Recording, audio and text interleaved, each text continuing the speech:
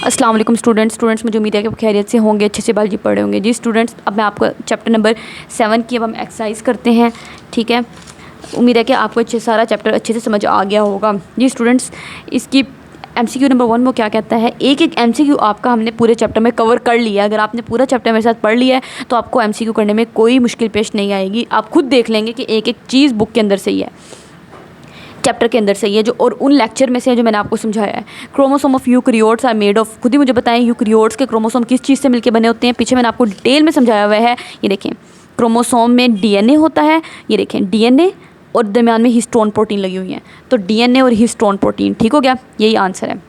आगे वो कहता है कि जीन और अलील में क्या रिलेशनशिप है। आपको पता है कि अलील्स जो हैं वो जीन की ही अल्टरनेटिव फॉर्म होती हैं।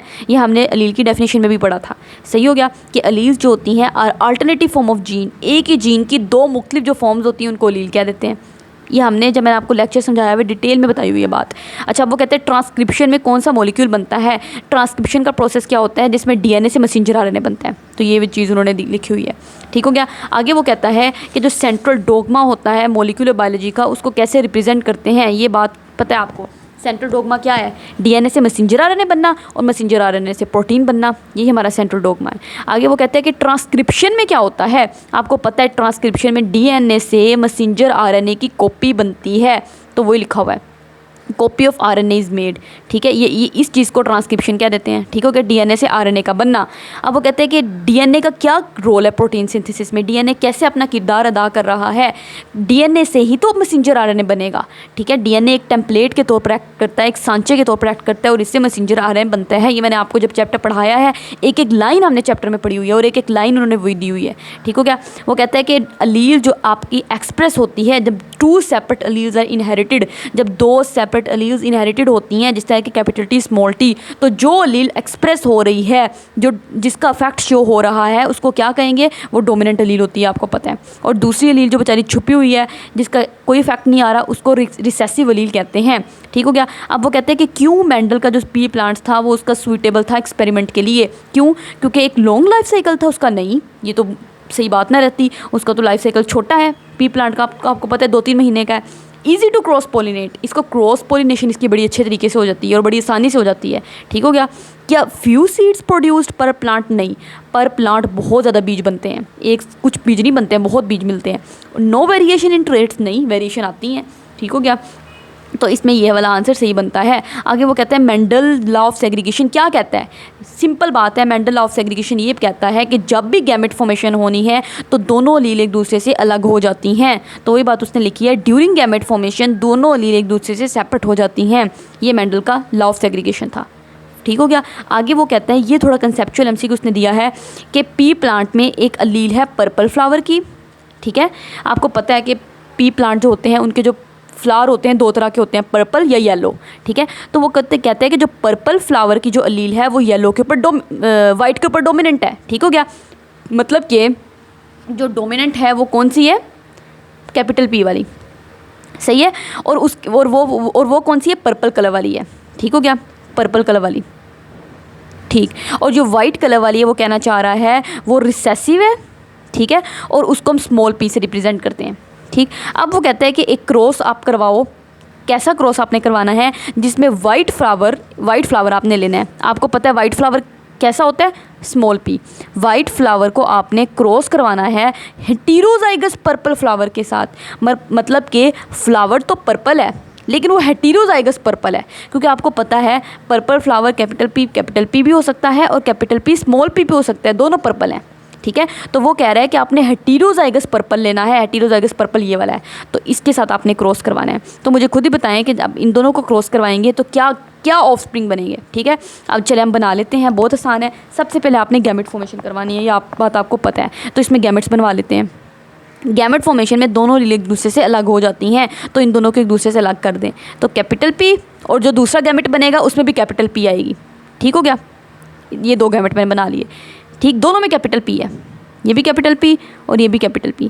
इसी तरीके से यहाँ पे भी 2 गैमेट बनवा लें। एक गैमेट में कैपिटल P चली जाएगी और दूसरे गैमेट में स्मॉल p चली जाएगी, तो स्मॉल p ऐसे लिख लेते हैं। ठीक हो गया। अब वो कहता है ये मेल गैमेट है, ये फीमेल गैमेट है, इन दोनों को आपस में मिला दें।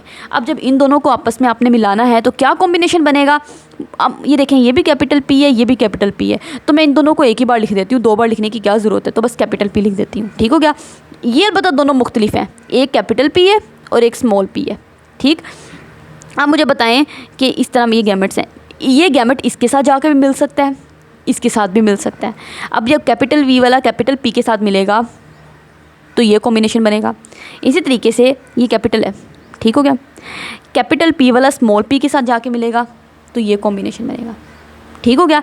तो हमारे पास अब 2 तरह के फूल बनेंगे, एक वो फूल बनेंगे जो कैपिटल पी होंगे, मतलब कि सॉरी जी स्टूडेंट्स, अब हम इसका MCQ नंबर 10 सॉल्व करते हैं, जिसमें वो कहता है कि पी एक प्लांट है। ठीक है, पी प्लांट में आपको पता है 7 करैक्टर हमने पढ़े हुए हैं, तो एक करैक्टर वो भी था जिसमें हमने पी प्लांट के फ्लावर की बात की थी। ठीक है, तो आपको पता है कि जो पी प्लांट होता है उसके जो फ्लावर्स होते हैं वो पर्पल कलर के होते हैं। ठीक हो गया, या वो वाइट कलर के होते हैं, ये बात आपको पता है। ये 2 कलर के फ्लावर्स होते हैं। ठीक है, वो कहता है कि जो पर्पल कलर वाली अलील है ना, वो डोमिनेंट होती है वाइट कलर के ऊपर। सही हो गया, पर्पल कलर वाली जो अलील है वो डोमिनेंट है, ये बात उसने लिखी हुई है। देखें, पर्पल फ्लावर जो है वो डोमिनेंट है over the allele for white flower. जो पर्पल फ्लावर वाली अलील है उसको अपने कैपिटल पी से लिखना है और वो डोमिनेंट है। ठीक है, किसके ऊपर, वाइट के ऊपर, वाइट वाले फ्लावर के ऊपर। और जो वाइट फ्लावर है वो एक रिसेसिव है और उसको स्मॉल पी से आपने रिप्रेजेंट करना है। देखें, वाइट फ्लावर को स्मॉल पी से आपने रिप्रेजेंट करना है। अब वो कहता है हम आपको एक क्वेश्चन देते हैं जिसमें आपने क्रॉस करवाना है वाइट फ्लावर को। तो वाइट फ्लावर की अलील कैसी थी, स्मॉल पी थी। ठीक हो गया, तो वाइट फ्लावर को हम क्रॉस करवाते हैं स्मॉल पी को किसके साथ, विद पर्पल के साथ। लेकिन पर्पल भी हेटेरोजाइगस पर्पल है। ठीक है, आपको पता है कि जो पर्पल कलर का फ्लावर होगा वो या तो कैपिटल पी होगा, ठीक है, पर्पल कलर वाला, या कैपिटल पी होगा, या कैपिटल पी स्मॉल पी होगा, ये भी पर्पल कलर का फ्लावर होगा। सही हो गया, दोनों केस में पर्पल कलर के फूल बनेंगे। लेकिन उसने कहा है आपने हेटेरोजाइगस पर्पल, ये हेटेरोजाइगस पर्पल है। हेटेरोजाइगस का मतलब है दोनों ओलीव्स मुख्तलिफ हों, दोनों ओलीव्स मुख्तलिफ हैं, लेकिन ये अभी भी पर्पल कलर का है। क्यों, क्योंकि इसमें पता है कैपिटल पी आपको डोमिनेंट है स्मॉल पी के ऊपर, और जो कैपिटल पी है वो पर्पल है। ठीक हो गया, तो इसलिए वो कहता है कि इसको आपने क्रॉस करवाना है एक हेटेरोजाइगस पर्पल के साथ, तो ये हेटेरोजाइगस पर्पल है। ठीक है, तो स्मॉल पी को मैं ऐसे रिप्रेजेंट कर देती हूँ ताकि आसानी से मैं समझ आ जाए स्मॉल पी लिखा हुआ है। अब हमेशा आपने पता है गैमेट फॉर्मेशन पहले करवानी होती है, तो पहले गैमेट बनवा लेते हैं। इसके गैमेट्स क्या बनेंगे मुझे बताएं आप। गैमेट फॉर्मेशन में क्या होता है, दोनों अलील एक दूसरे से अलहदा हो जाती हैं, इन दोनों ने एक दूसरे से अलग हो जाना है। स्मॉल पी इधर चलेगी, ये स्मॉल पी इधर चलेगी। ठीक, अब ये दोनों एक जैसी हैं तो मैं एक ही गैमेट बना देती हूँ बस स्मॉल पी वाला, क्योंकि दोनों ही एक जैसे हैं तो मुझे 2 बार बनाने की क्या ज़रूरत है। ठीक हो गया, तो मैंने ये लिख दिया।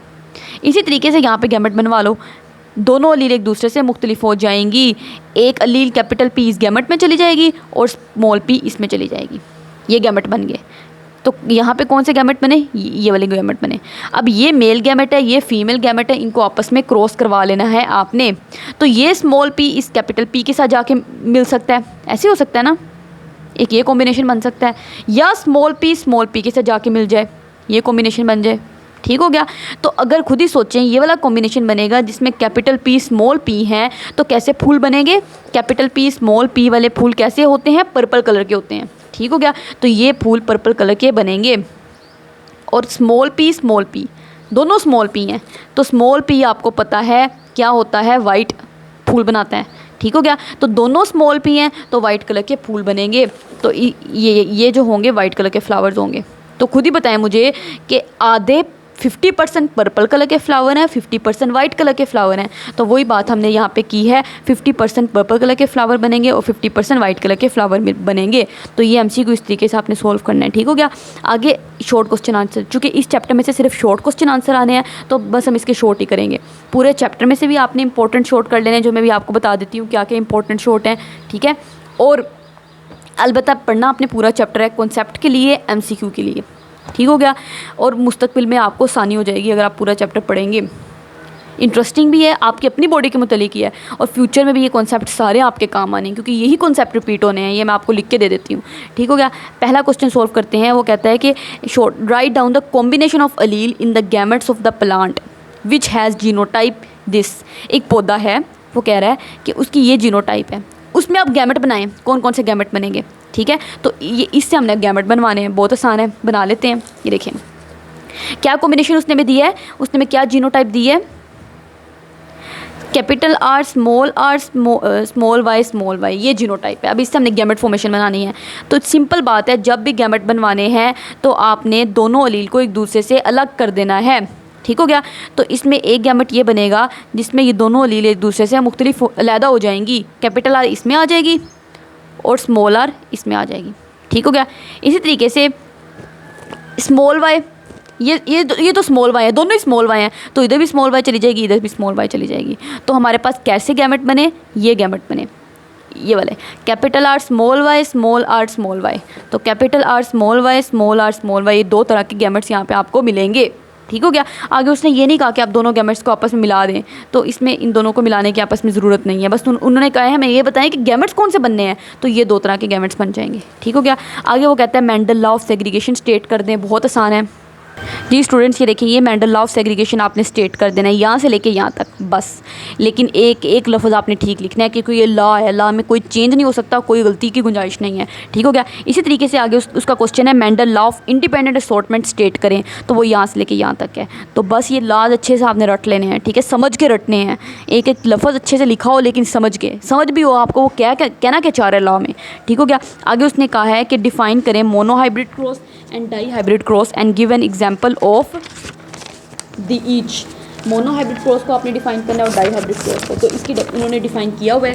ये देखें, मोनोहाइब्रिड क्रॉस क्या होता है, वो क्रॉस होता है, ये लिखा हुआ है, it is a cross in which only one character is studied. ये मोनोहाइब्रिड क्रॉस है, तो ये आपने लिख देनी है मोनोहाइब्रिड क्रॉस की डेफिनेशन। इसी तरीके से डाई हाइब्रिड क्रॉस की क्या डेफिनेशन है वो भी उन्होंने लिखी हुई है, it is a cross in विच ये inheritance of to characteristics is studied at the same time, ठीक हो गया। और एग्जाम्पल आपने दोनों की ज़रूर लिखनी है। फॉर एग्जाम्पल मोनोहाइब्रिड क्रॉस की एग्जाम्पल है कि जी स्टूडेंट्स, मोनोहाइब्रिड क्रॉस की आपने ये एग्जाम्पल लिख देनी है कि एक ही करेक्टर को आपने स्टडी करना है ना, तो study of inheritance of P plant की हाइट को सिर्फ जब हम स्टडी कर रहे हैं ना, तो वो मोनोहाइब्रिड क्रॉस है, ठीक है। इसी तरीके से डाई हाइब्रिड में क्या है, आपने दो करेक्टर को स्टडी करना है, तो हम स्टडी कर रहे हैं इनहेरिटेंस की, किसकी इनहेरिटेंस की, सीड शेप की भी और सीड कलर की भी, ठीक है, पी प्लांट के। एट द सेम टाइम हम दोनों करैक्टर को स्टडी कर रहे हैं, तो ये डाई हाइब्रिड क्रॉस की एग्जांपल है और ये मोनोहाइब्रिड क्रॉस की है। सही हो गया, ये अच्छे से आपने देख लेना है। इसी तरीके से अगला उसकी शॉर्ट क्वेश्चन क्या बताया हुआ है, पूछा हुआ है, एक क्रॉस ड्रा करना है आपने टू प्लांट्स के दरमियान में, ठीक है, दो पी प्लांट्स। एक जो पी प्लांट है उसके राउंड ग्रीन सीड है और जो दूसरा है उसके रिंकल्ड येलो सीड है। तो ये क्रॉस हम ड्रा कर लेते हैं। जी स्टूडेंट्स, ये बहुत इजी क्रॉस उन्होंने पूछा हुआ है। देखें, उसने कहा राउंड ग्रीन सीड्स हैं, राउंड और ग्रीन सीड्स हैं, ठीक है, और उनको कैपिटल आर स्मॉल वाई, आपको पता है राउंड के लिए कैपिटल और ग्रीन के लिए स्मॉल वाई लिखते हैं, ठीक। ये आपने क्रॉस ड्रा करना है इसके दरमियान, और दूसरा रिंकल्ड येलो सीड्स के दरमियान में, रिंकल्ड और येलो सीड्स, ठीक। आपको पता है रिंकल्ड को स्मॉल आर और येलो को कैपिटल वाई से रिप्रेजेंट करते हैं, वही बात उसने दी हुई है। अब सबसे पहले हमने गैमेट फॉर्मेशन करनी है। ये क्या है, ये क्रॉस पोलिनेशन है, ठीक है, इधर बेशक लिख दें आप। अच्छा, अब इनके दरमियान में क्रॉस पोलिनेशन जब होगी तो पहले गैमेट फॉर्मेशन होगी, तो पहले गैमेट्स बना लेते हैं, ठीक हो गया। इसके गैमेट आप मुझे बताएं कौन कौन से बनेंगे। गैमेट फॉर्मेशन में क्या होता है कि ये दोनों अलील एक दूसरे से अलग हो जाएंगी, कैपिटल आर इधर चली जाएगी और ये इधर चली जाएगी। इसी तरीके से ये दोनों एक दूसरे से अलग हो जाएंगी, स्मॉल वाई इधर चली जाएगी, ये स्मॉल वाई इधर चली जाएगी। इसी तरीके से ये भी एक दूसरे से अलग हो जाएंगी, ये दोनों एक दूसरे से अलग हो जाएंगी, एक स्मॉल आर इधर और एक स्मॉल आर दूसरे वाले गैमेट में, कैपिटल वाई एक इधर और एक कैपिटल वाई इधर चला जाएगा, ठीक हो गया। अब क्या करना है, आपको पता है दोनों एक ही तरह के हैं, तो मैं एक ही बार लिख देती हूँ, दो बार लिखने की क्या ज़रूरत है। इसी तरीके से ये दोनों भी एक तरह के हैं, तो मैं एक ही बार लिख देती हूँ, दो बार लिखने की क्या ज़रूरत है, ठीक हो गया। अब जब इन दोनों गैमेट्स को आपस में कंबाइन करेंगे, ये मेल गैमेट है, ये फीमेल गैमेट है, तो क्या कॉम्बिनेशन बनेगा मुझे बताएं। कैपिटल आर स्मॉल आर और कैपिटल वाई स्मॉल वाई, ये कॉम्बिनेशन बनेगा। ठीक हो गया। तो ये हमारे पास क्या बनी, ये F1 जनरेशन बनी। ठीक, ये इनके बच्चे बने, ये जो 2 पेरेंट प्लांट थे इनके बच्चे बनेंगे। ठीक, तो जो बच्चे बनेंगे, जो सीड्स बनेंगे वो कैसे बनेंगे आप मुझे बताएं। राउंड होंगे, ठीक हो गया, और येलो होंगे, क्योंकि कैपिटल आर स्मॉल आर के ऊपर डोमिनेंट है, तो राउंड, और कैपिटल वाई स्मॉल वाई के ऊपर डोमिनेंट है, तो कैपिटल वाई का मतलब येलो होता है। ये मैंने बात आपको समझाई हुई है पीछे। ये देखें, कैपिटल वाई का मतलब है येलो कलर।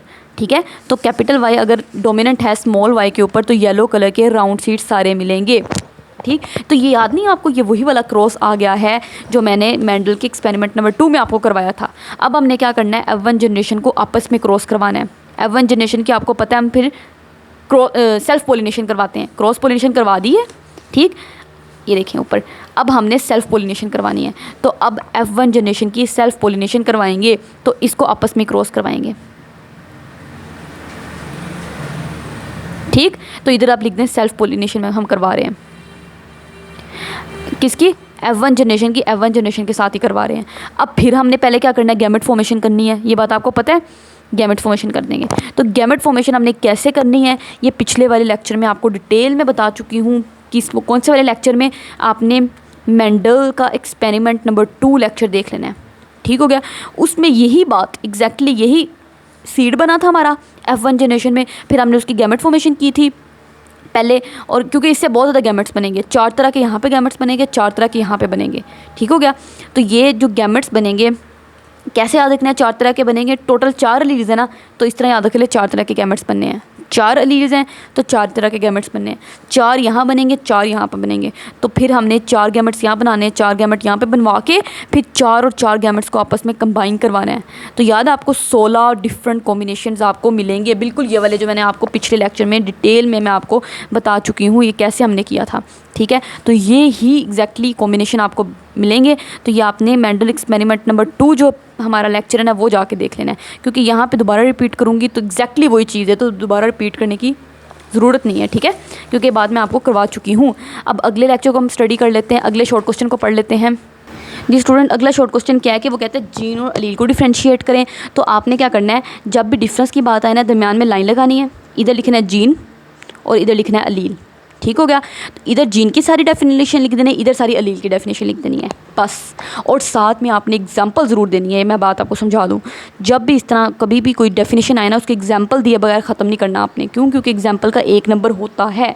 मेरे अल्हम्दुलिल्लाह 9th क्लास बायोलॉजी में फुल मार्क्स आए थे। क्यों? क्योंकि मैंने एग्जाम्पल दी थी, हर एक चीज़ की मैं एग्जाम्पल दे के आई थी। ठीक हो गया, तो जिन भी स्टूडेंट्स को मैं बताती हूँ एग्जाम्पल देते हैं उनके बहुत अच्छे मार्क्स आते हैं।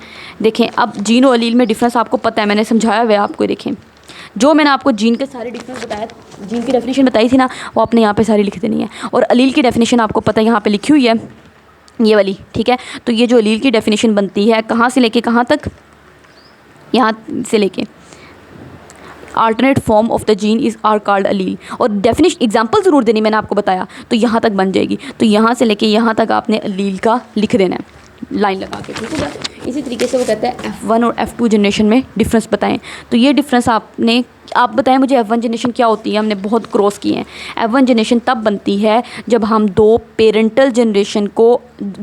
को आपस में क्रॉस करवाते हैं। जब भी 2 पेरेंट्स को क्रॉस करवाते हैं ना, मेल और फीमेल पेरेंट को, तो जो इमीडिएट ऑफस्प्रिंग, जो फ़ौरन बच्चा आपको मिलता है, उसको F1 जनरेशन कहते हैं। ठीक हो गया, फिर हम क्या करते हैं, F1 जनरेशन जो होती है, जो उसमें जो बच्चे मिलते हैं उन बच्चों की आपस में सेल्फ पोलिनेशन करवाते हैं। देखें, ठीक, यहाँ से जो बच्चे मिलेंगे, इन बच्चों के सीड्स बनेंगे, उन सीड्स को हम उगाएंगे, पौधा मिले, सीड्स को उगाने से पूरा पौधा बनेगा।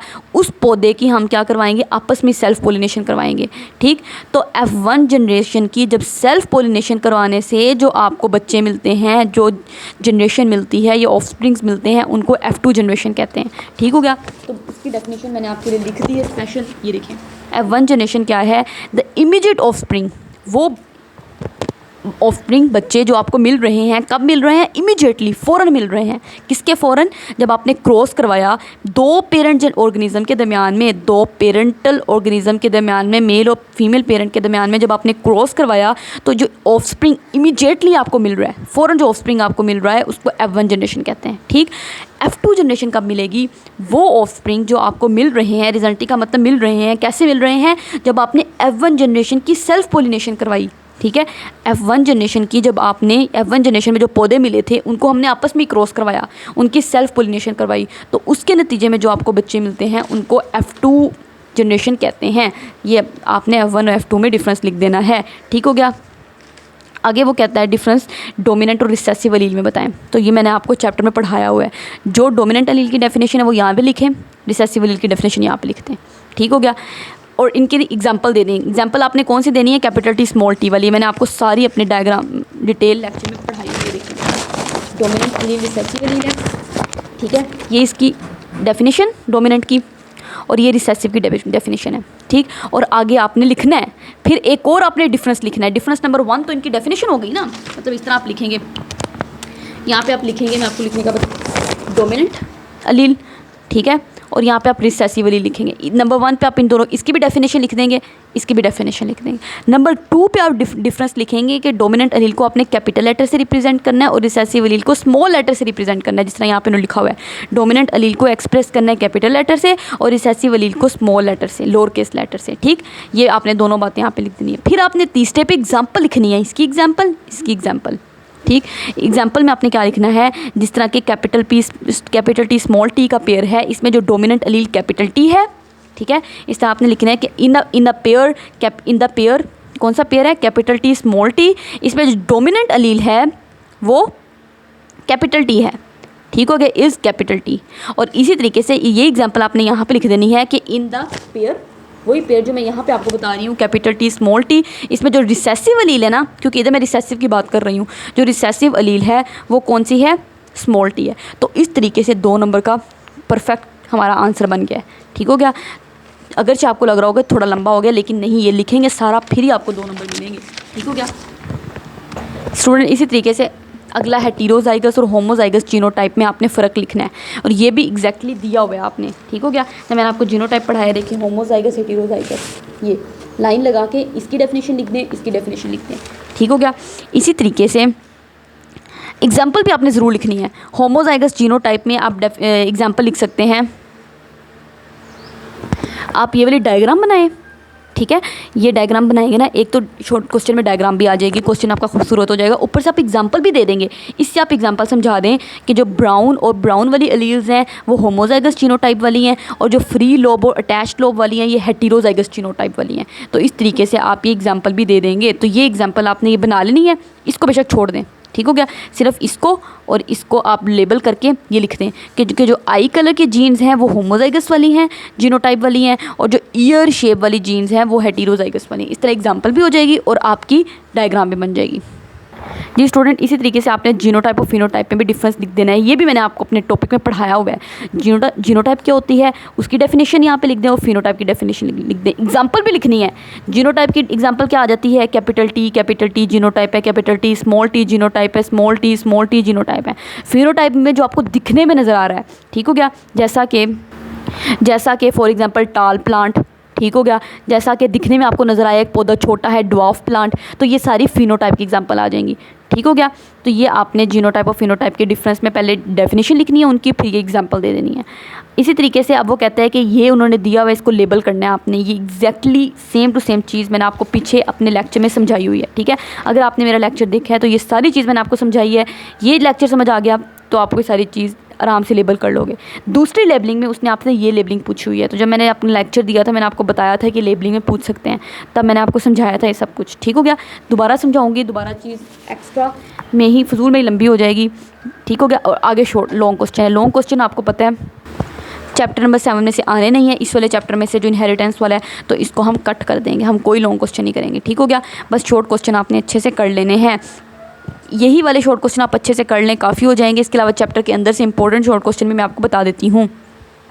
जी स्टूडेंट्स, इंपॉर्टेंट शॉर्ट क्वेश्चन यही है, वो आपसे पूछ सकते हैं डिफाइन इनहेरिटेंस और हेरिडिटी, ठीक हो गया। तो ये बड़ा इंपॉर्टेंट शॉर्ट क्वेश्चन है, ये आपने अच्छे से कर लेना है।